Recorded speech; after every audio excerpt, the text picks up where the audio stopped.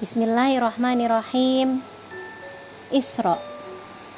Pada suatu malam yang hening, malaikat Jibril mendatangi Rasulullah Sallallahu Alaihi Wasallam. Wajahnya putih berseri dan berkilau seperti salju. Demikian heningnya saat itu sampai tidak terdengar suara burung malam, gemericik air, dan siulan angin. Hai orang yang sedang tidur, bangunlah, sapa malaikat Jibril. Rasulullah Shallallahu Alaihi Wasallam bangun. Saat itu beliau sedang tidur di rumah sepupunya, Ummu Hani binti Abu Thalib. Jibril alaihissalam membawa buruk ke hadapan Rasulullah Shallallahu Alaihi Wasallam. Buruk adalah hewan yang bentuknya lebih kecil dari kuda, tetapi lebih besar dari keledai, dengan sayap di kedua sisi tubuhnya. Warnanya putih. Setiap kali ia melangkah, jauhnya sama dengan jarak pandang. Setelah Rasulullah naik ke punggungnya, buruk pun meluncur seperti anak panah. Sedangkan Jibril terbang mengiringi dalam jarak yang dekat sekali. Mereka terbang melintasi padang-padang pasir menuju ke utara. Akhirnya Rasulullah tiba di Baitul Maqdis, Yerusalem, Palestina. Di atas Baitul Maqdis itulah Rasulullah bertemu dengan Nabi Ibrahim alaihissalam, Nabi Musa, Nabi Isa. Ketiga nabi mulia itu ditemani nabi-nabi yang lain. Rasulullah Shallallahu Alaihi Wasallam kemudian memimpin sholat semua nabi dan rasul itu. Selesai sholat, dibawakan ke hadapan Rasulullah Shallallahu Alaihi Wasallam 3 buah bejana. 1 berisi khamar, 1 berisi air, dan 1 lagi berisi susu. Manakah yang akan diambil dan diminum Rasulullah Shallallahu Alaihi Wasallam? Rasulullah Shallallahu Alaihi Wasallam mendengar sebuah suara berkata, kalau ia mengambil air, ia akan tenggelam dan begitu juga umatnya. Kalau ia mengambil khamar, ia akan tersesat dan begitu pula umatnya. Kalau ia mengambil susu, ia akan dibimbing dan begitu juga umatnya. Oleh karena itu, Rasulullah Shallallahu Alaihi Wasallam mengambil bejana berisi susu dan meminumnya dengan menyebut nama Allah Subhanahu wa Ta'ala. Jibril pun berkata kepada Rasulullah, Anda telah diberkati dan begitu pula umat Anda Muhammad. Setelah itu, beliau dibawa naik sampai ke langit. Tangga itu dipancangkan di atas batu Yakub. Dengan tangga itu, Rasulullah Shallallahu Alaihi Wasallam naik ke langit yang berlapis 7. Setiap tingkatan langit dijaga oleh malaikat agar tidak ada setan yang bisa mencuri dengar rahasia-rahasia langit. Di langit pertama, Rasulullah melihat semua malaikat tersenyum kecuali 1 saja. Rasulullah bertanya kepada Jibril. Lalu Jibril menjawab bahwa itu adalah Malik, malaikat penjaga neraka. Rasulullah bertanya lagi kepada Jibril, bisakah engkau memerintahkannya memperlihatkan neraka? Malik, perlihatkan neraka kepada Muhammad, perintah Jibril. Lalu Malik mengangkat penutup neraka dan api berkobar tinggi sampai Rasulullah mengira bahwa ia akan membakar segalanya. Rasulullah meminta agar Jibril memerintahkan Malik mengendalikan kobaran api yang sangat dahsyat itu. Malaikat Malik pun melakukannya dan menutup kembali pintu neraka. Setelah itu, Rasulullah Shallallahu Alaihi Wasallam melihat seorang laki-laki sedang duduk, melihat roh-roh manusia yang lewat di hadapannya. Jika roh yang lewat itu baik, ia akan mengucapkan selamat seraya berkata, roh yang baik dari tubuh yang baik. Jika yang lewat itu roh yang buruk, wajah laki-laki itu jadi keruh sambil berkata, roh yang jelek dari tubuh yang jelek. Siapa laki-laki itu wahai Jibril? Tanya Rasulullah.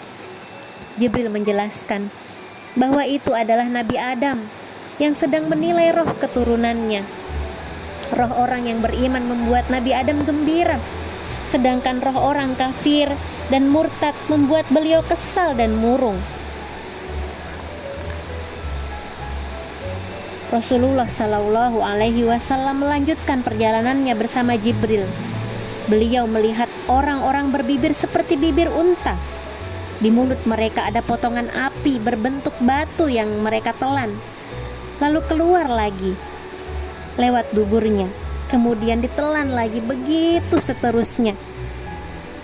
Siapakah mereka ini, wahai Jibril? Rasulullah bertanya lagi. Ternyata mereka adalah para pendosa yang memakan harta anak yatim. Setelah itu, beliau melihat orang-orang seperti keluarga Firaun. Perut mereka membesar, sedangkan serombongan unta-unta gila menginjak-injak perut mereka di neraka. Orang-orang itu tidak mampu lagi menghindar. Siapakah orang-orang ini? Tanya Rasulullah. Ternyata orang-orang itu adalah para pemakan riba. Mereka biasa meminjamkan uang kepada orang lain, tetapi meminta uang pinjaman itu dikembalikan dalam jumlah yang lebih besar dibandingkan uang yang dipinjam. Setelah itu, Rasulullah melihat orang-orang yang di hadapan mereka. Ada dua jenis daging, yang satu empuk dan lezat, sedang yang satu lagi kesat dan busuk. Namun orang-orang itu memakan daging yang busuk. Siapakah mereka ini? Wahai Jibril, kembali Rasulullah bertanya. Dijelaskan kepada beliau bahwa orang-orang itu menelantarkan istrinya dan mendekati perempuan lain yang tidak halal. Dalam perjalanan berikutnya, Rasulullah Shallallahu Alaihi Wasallam dibawa ke langit kedua.